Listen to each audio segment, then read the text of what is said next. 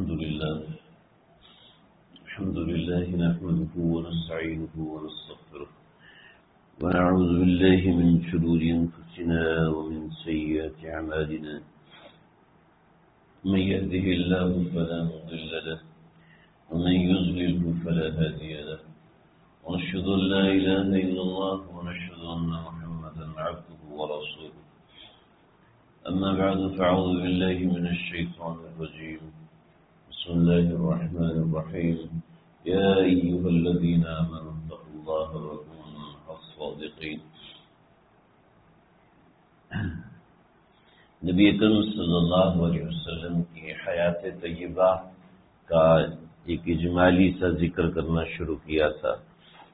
آپ صلی اللہ علیہ وسلم ہجرت فرما کے مدینہ طیبہ پہنچ گئے، بات میری یہاں تک پہنچی تھی۔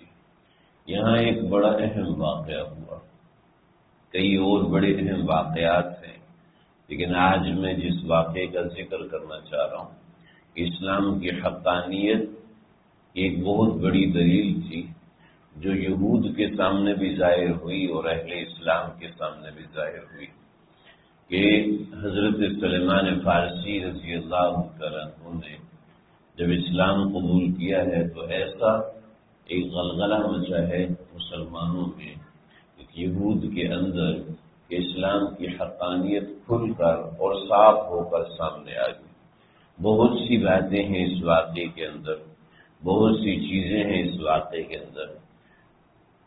الاصابہ جلد نمبر 2 صفحہ نمبر 68 پہ حضرت سلمان فارسی نے خود اپنا قصہ نقل فرمایا ہے، اور راوی نے اس قصے کو عنوان ذکر کیا۔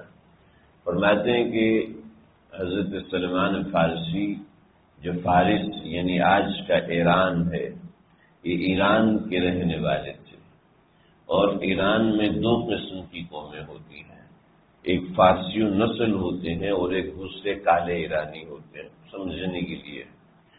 تو حضرت سلمان فارسی نسل تھے، اور یہ وہ نسل ہے جس کا اکثر حصہ آج افغانستان منتقل ہو گیا ہے، جس کو ہم فارسی بان کہتے ہیں۔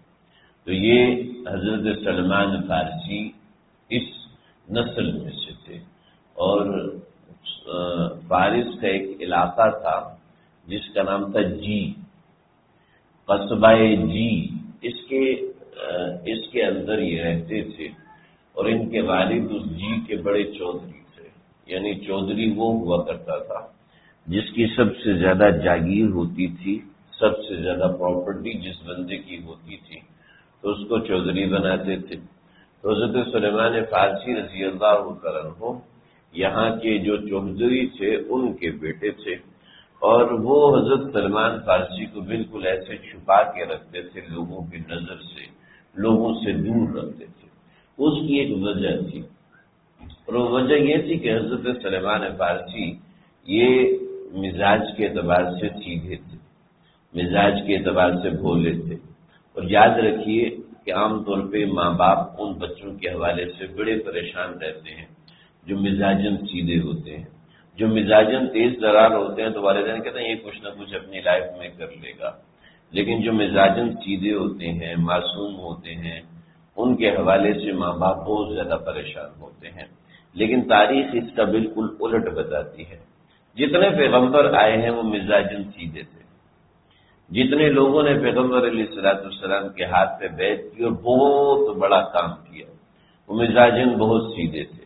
جو چتر اور چالاک تھے وہ ابو جہل بن کے رہ گئے، عقبہ بن ابی معیط بن کے رہ گئے، اور اس طرح کے لوگ بن کے رہ گئے، وگرنہ جو مزاجن سیدھے تھے، تاریخ اسلام اٹھا کے دیکھ لیں، سیدنا ابراہیم کا مزاج دیکھ لیں، حضرت شعیب علیہ السلام کا مزاج دیکھیں، حواری عیسیٰ دیکھیں یا حواری موسیٰ دیکھیں، جو بھی حضرات انبیاء کے ساتھ تھے وہ انتہائی مزاج کے اعتبار سے سیدھے، جو تیز اور ترار اور چالاک اور ہوشیار قسم کے لوگ ہوتے ہیں، ایسے لوگ دین میں نہیں چلتے، وغیرہ چھوڑو اپنا نقصان کیوں کرنا، وہ اپنے فائدے کی خاطر اپنے دین کی بھی قربانی دیتے ہیں، فائدے کی خاطر رشتوں کی بھی قربانی دیتے ہیں، فائدے کی خاطر وہ بہت کچھ کر جاتے ہیں، اور جو مزاجن سیدھے ہوتے ہیں وہ ایماندار لوگ ہوتے ہیں، اور وہ ایسے ہوتے ہیں کہ دنیا ان کو یاد رکھتی ہے۔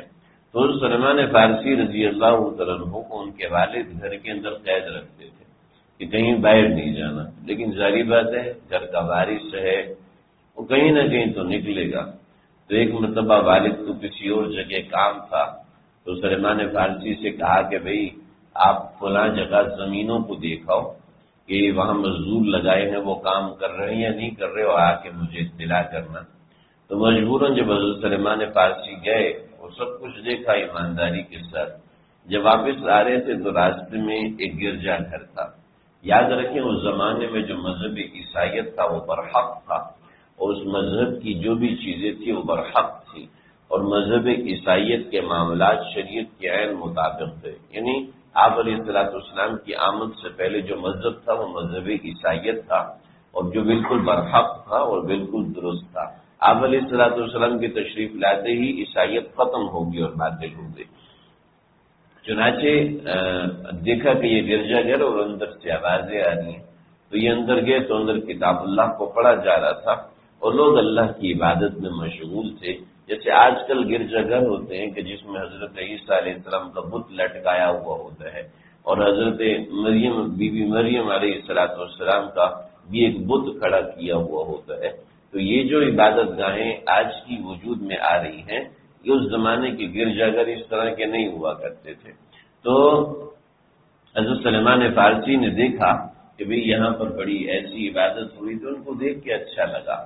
کہتے میری تو ذمہ داری یہی ہے کہ میں آگ کی پرستش کروں اور آگ کو بجھنے نہ دوں، یعنی میں اگر ایندھن نہ ڈالوں تو میرا خدا مر جائے گا، تو ان کا خدا تو کئی گنا بہتر ہے کہ جو یہ صفات رکھتے ہیں وغیرہ وغیرہ۔ چنانچہ حضرت سلمان فارسی وہاں رکے اور رات ہو گئی۔ جب رات ہوئی تو واپس آئے تو والد نے پوچھا کیا ہوا، تو سارا قصہ بتا دیا کہ بھئی یہ قصہ ہوا۔ چاہتے تو چھپا سکتے تھے لیکن نہیں چھپایا اور سارا قصہ بتایا۔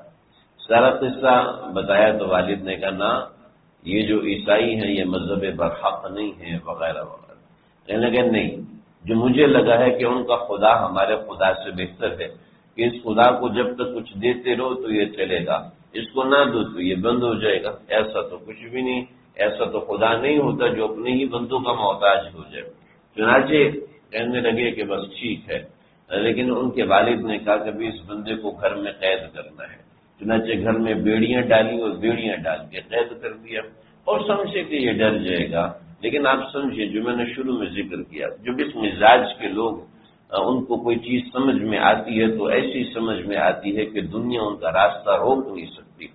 چنانچہ انہوں نے پیغام بھیجا کہ بھئی تمہارا مرکز کہاں ہے؟ تو کہنے لگے جی ہمارا مرکز شام میں ہے، اور شام میں ہمارا مرکز ہے، جیسے ہمارا مرکز مکہ ہے تو ایسے شام میں ہمارا مرکز ہے، تو آپ کو وہاں جانا ہے تو آپ بتا دیجیے گا۔ تو کہنے لگے جی ٹھیک ہے، جب تمہارا قافلہ نکلے، پہلے زمانے میں لوگ اکیلا سفر نہیں کرتے تھے بلکہ ہر علاقے سے کوئی نہ کوئی قافلہ نکلتا تھا، اور وہ قافلہ نکلتے نکلتے تو لوگ اس علاقے کے ساتھ جڑ جاتے، اپنا جانور اپنی سواری کے ساتھ جڑ جاتے۔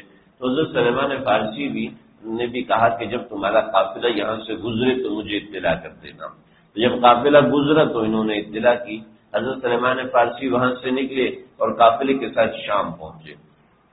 شام میں جو ان کا مرکزی گرجا گھر تھا، اب دیکھیں آزمائش آتی ہے تو کس طرح آتی ہے، اور انسان کو اپنا پورا گھر چھوڑ دیا، ماں باپ چھوڑ دی، چودراہٹ چھوڑ دی، علاقے کے چودھری تھے، علاقے کے بڑے تھے، ہر طرف لوگ سلام کرتے تھے، ہر طرف عزتیں تھیں، لیکن جب یہاں سے پہنچے اپنا دین چھوڑا، دوسرا دین اپنایا، اور دوسرا دین اپنانے کے بعد ہوا کیا، جس گرجا گھر میں گئے اور جس پادری سے جا کے ملے، یعنی ان کے جس مولوی سے جا کے ملے ہیں، وہ مولوی ایک نمبر کا دھوکے باز، کہ لوگ جو صدقہ خیرات کرتے ہیں خود اپنی تجوری میں بھر لیتا، یوں کرتے کرتے اس نے سونے کے 7 مٹکے بھرے ہوئے، اتنے بڑے مٹکے اس نے سونے کے بھرے ہوئے تھے۔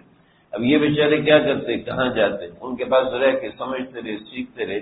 جب اس کا انتقال ہوا تو لوگ اس کو عزت اور احترام کے ساتھ لے کے جا رہے تھے، تو کہنے لگے رک جاؤ۔ اب دیکھیں ایک آدمی اپنا دین چھوڑ کے دوسرے دین پہ آیا، اور اس کے متنفر ہونے کے لیے کتنا بڑا راستہ تھا کہ یہ ان کا مرکز، جیسے ہمارا مرکز کعبۃ اللہ ہے، ان کے مرکز میں جو مرکزی شخصیت ہے وہ مرکزی شخصیت کن حرکتوں میں مبتلا ہے؟ اللہ اکبر۔ تو یاد رکھیے گا، دین کبھی کسی شخصیت کے تابع نہیں ہوا۔ آپ علیہ الصلوۃ والسلام نے جب فرمایا علیکم بسنتی وسنت الخلفاء الراشدین المہدیین، جب دین سمجھنا ہے تو مجھے دیکھنا اور میرے صحابہ کو دیکھنا۔ دین سمجھنا ہے تو پیغمبر علیہ الصلوۃ والسلام کو دیکھنا اور پیغمبر کے صحابہ کو دیکھنا۔ لہذا کبھی بھی دین کے کسی نمائندے کے بارے میں آپ کو مجھے تنفر ہو تو ہمیں چاہیے کہ ہم پیغمبر علیہ الصلوۃ والسلام کو دیکھیں، ہم کسی دوسری شخصیت کی طرف نہ دیکھیں، کہ دین کسی شخصیت پر منحصر نہیں ہے۔ دین اگر کسی شخصیت پر منحصر ہے تو وہ ہے محمد رسول اللہ صلی اللہ علیہ وسلم۔ تو یاد رکھیے، جی فلاں مولوی یہ کرتا ہے، جو فلاں یہ کرتا۔ حضرت سلمان فارسی کے سامنے سب سے پہلے امتحان ہی یہ آیا، سب سے پہلے اتنی بڑی قربانی دینے کے بعد بھی کوئی امتحان ہونا چاہیے تھا، لیکن اللہ نے جب امتحان رکھا تو سامنے رکھا کہ جب انسان تلاش حق میں ہوتا ہے تو اس کے لیے کوئی راستہ مشکل نہیں ہوتا، وہ ہر راستے کو پار کرنا جانتا ہے۔ لہذا اگر کسی راستے میں میں دین پہ آتا ہوں اور میرے ساتھ یہ مسئلہ ہے، یہ مسئلہ ہے، ابھی میرے سے ایک صاحب نے رابطہ کیا، میں فلاں کام کرتا ہوں، میں فلاں کام کرتا ہوں، یہ دونوں کام مجھے کسی نے بتایا کہ حرام ہے، اور میں نے ابھی دین پہ چلنا شروع کیا ہے، داڑھی رکھی ہے اور میں دین میں آگے بڑھنے لگا ہوں۔ اب اگر میں اس حرام کام کو چھوڑتا ہوں تو دنیا تو یہی کہے گی کہ دیندار لوگوں کو ہمیشہ نقصان ہی ہوتا ہے، سچ بولنے والا ہمیشہ گھاٹا کھاتا ہے، تو یہ تو دین کا نقصان ہو جائے گا۔ تو ایسے ہمارے سامنے، ہر بندے کے سامنے اس میں بھی میں داڑھی رکھوں گا تو لوگ کیا کہیں گے، لوگ تو یہ سب سوچیں گے، لوگ ویسا سوچیں گے میرے بارے میں، اور پھر اس کی وجہ سے دین بدنام ہوگا، اس لیے میں داڑھی نہیں رکھتا۔ یہ سارے بہانے ہوتے ہیں جو ایکسکیوزنگ شیطان ہمارے دل میں ڈالتا ہے، اور مختلف قسم کے بہانے دلوں میں ڈالتا ہے کہ بھئی کسی طریقے سے یہ شخص دین سے دور ہو جائے۔ آپ دیکھیں حضرت سلمان فارسی رضی اللہ عنہ کے اس قصے کے اندر سب سے پہلا سبق کہاں سے آ گیا، کہ کس طرح کس درجے کا سبق آ گیا کہ جس سے دین سیکھنے آیا وہی بندہ کرپٹ نکلا، وہی بندہ دھوکے باز نکلا۔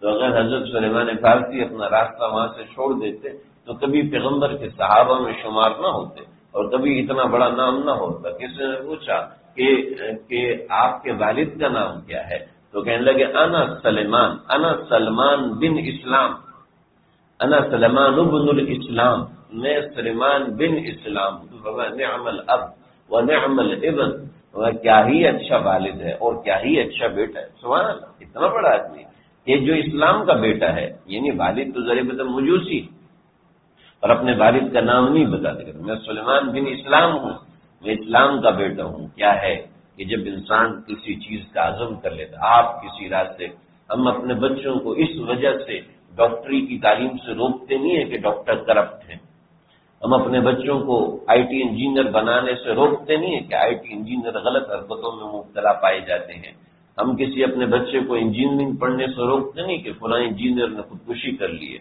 ہم اپنے دین کو اپنانے سے کیوں روک لیتے ہیں؟ جی فلاں مولوی کرپٹ نکلا ہے، فلاں مولوی ایسا نکلا ہے۔ دین کے بعد مسئلہ یہ ہے کہ دین ہماری ترجیح میں شامل نہیں ہے، اور ڈاکٹری ہماری ترجیح میں شامل ہے، کمائی ہماری ترجیح میں شامل ہے، تو وہاں ہم کسی بندے سے متنفر نہیں ہوتے، وہاں ہم کسی بندے کی وجہ سے دور نہیں ہوتے۔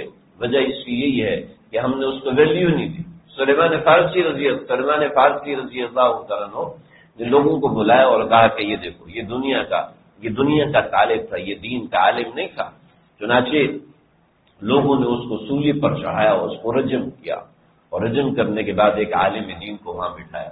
سلمان فارسی فرماتے ہیں کہ میں نے اس جیسا متقی، اس جیسا پرہیزگار اور زاہد نہیں دیکھا۔ کئی برسوں تک اس کے ساتھ رہا اور اس کے ساتھ دین سیکھا اور سمجھا۔ جب اس کا انتقال ہوا تو کہنے لگے کہ موصل ایک شہر ہے، وہاں عموریہ ایک اس کا ضمنی شہر ہے، یعنی قصبہ ہے، اس کے اندر ایک عالم ہے جو اس وقت کا سب سے بڑا عالم ہے، آپ اس کے پاس جائیں اور بقیہ زندگی اس کے پاس گزاریں۔ حضرت سلمان فارسی کی عمر بہت زیادہ ہے۔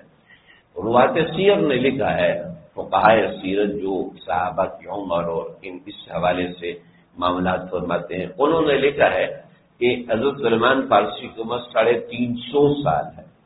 بعضی حضرات نے کہا یہ حضرت عیسیٰ کے حواری تھے، یعنی 350 سال سے بھی اوپر ہے، لیکن سارے اس بات پہ متفق ہیں کہ 250 سال سے کم عمر نہیں ہے. حضرت سلمان فارسی کی عمر 250 سال سے کم نہیں ہے، زیادہ ہی ہے، اور بعض حضرات نے کہا 350 سال سے بھی زیادہ ہے. تو حضرت سلیمان فارسی کی عمر بڑی ہے، اللہ نے بڑی عمر دی ان کو.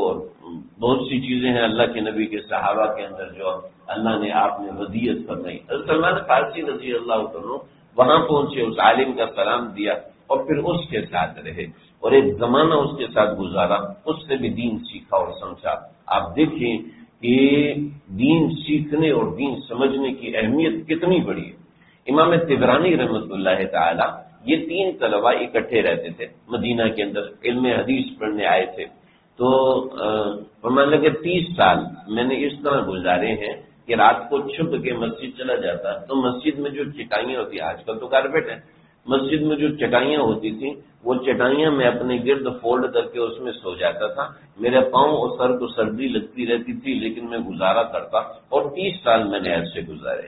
کہنے لگی ایک مرتبہ ایسے ہوا کہ مجھے ایسی بھوک لگی تو میرے ساتھیوں نے کہا کہ بھئی اب ہمارے لیے بھیک مانگنا تو جائز ہے، لہذا تم جاؤ اور جا کے بھیک مانگو.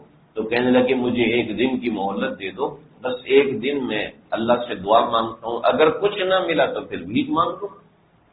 چنانچہ امام طبرانی فرماتے میں آیا روز رسول صلی اللہ علیہ وسلم کے سامنے اور مواجہ شریف کے سامنے کھڑا ہو کے میں نے کہا یا رسول اللہ الجوع، اللہ کے نبی بھوک لگی ہے.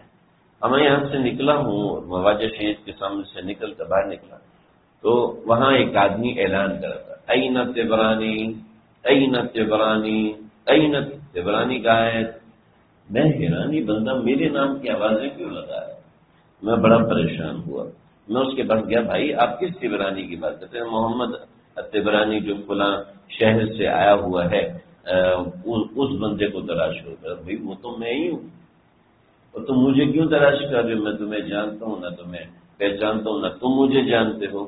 ابھی میں مسجد نبی، آج کل مسجد نبی جو ہے وہ بالکل آبادی سے کٹ کر ہے، یعنی پوری چاردیواری بنا دی. پہلے مسجد نبی سے دروازے ملے ہوئے تھے لوگوں کے. تو اس نے کہا کہ یہ جو باب جبریل کے ساتھ گھر ہے، یہ جو دیوار جڑی ہوئی ہے، یہ میرا گھر ہے. میں کھانا کھانے لگا تو مجھے عجیب سا نشاط ہوا اور میں وہیں پر بے ہوشی سی طاری ہوئی. آپ علیہ الصلوۃ والسلام میرے خواب میں آئے اور آپ نے فرمایا کہ اٹھو جاؤ طبرانی کو کھانا کھلاؤ، اگر طبرانی کو کھانا نہیں کھلایا تو ایسا ویسا ہو جائے گا. تو میں بھاگا ہوں، کھانا تیار ہے، ہاتھ جوڑتا ہوں خدا کے واسطے آؤ اور کھانا لو اور جاؤ. تو اور جب تک یہاں پر ہو تو میں منت کرتا ہوں کہ اللہ کے واسطے یہاں پہ آنا اور کھانا کھا کے جانا. اور ایسے ایسے انتظامات ہوتے ہیں. رزاق تو اللہ کی ذات ہے اور اللہ نے رزق کا وعدہ کیا ہوا ہے کہ جب بھی ہمارے ملک میں مہنگائی بڑھتی ہے، ابھی تو 15 دن میں بڑھ رہی ہے، پیٹرول بڑھا اور یہ، تو ہم لوگ اتنے پریشان ہو جاتے ہیں کہ ہمیں کوئی حوصلہ دینے والا نہیں ہوتا. میڈیا بھی یہی چیخ رہا ہوتا ہے اور پتہ ہے چیخنے سے کوئی فائدہ نہیں. سیاستدان بھی یہی چیخ رہے ہوتے ہیں، پتہ ہے چیخنے سے کوئی فائدہ نہیں. اور جن کے کچھ کرنے سے فائدہ ہوتا ہے ان کا پیٹرول بھی فری، ان کی بجلی بھی فری ہے، وہ کیوں لڑیں گے آپ کے لیے میرے لیے.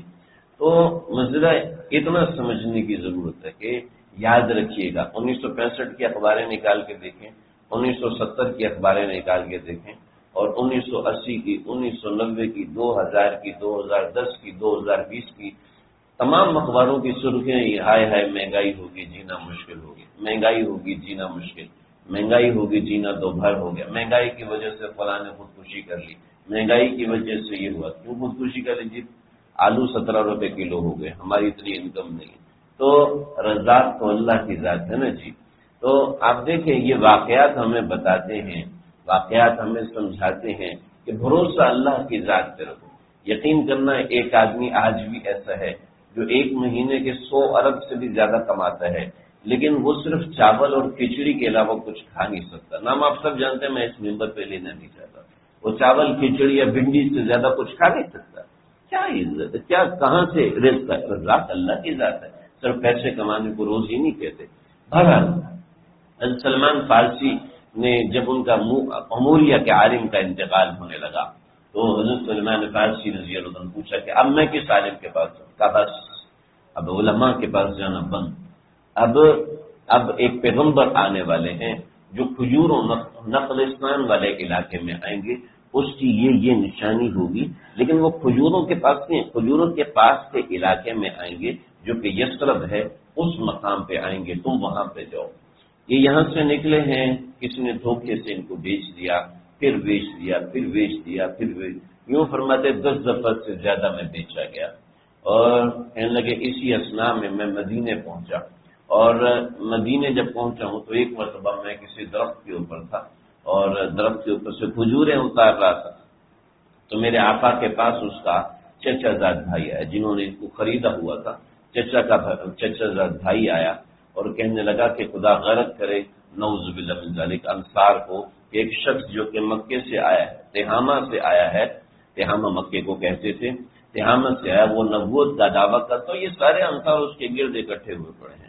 فرمانے لگے کہ میں نے یہ بات سننی تھی کہ میرے ایسا لگا کہ میں ابھی گر جاؤں گا، اور میں کھجور کے درخت سے تقریباً چھلانگ لگاتے ہوئے نیچے اترا ہوں، ایسا تھا کہ میں آقا کے اوپر سے گر جاؤں گا، آقا کے اوپر گروں گا۔ میں نے کہا بھائی کس بندے کے بارے میں بات کر رہے ہو؟ تو آقا نے میرے منہ پہ تھپڑ مارا، اور تھپڑ مار کے کہا تیرا کیا واسطہ، تو یہاں سے نکل جا۔ تو مجھے عموریہ کے عالم نے 3 باتیں بتائی تھیں، 3 نشانیاں۔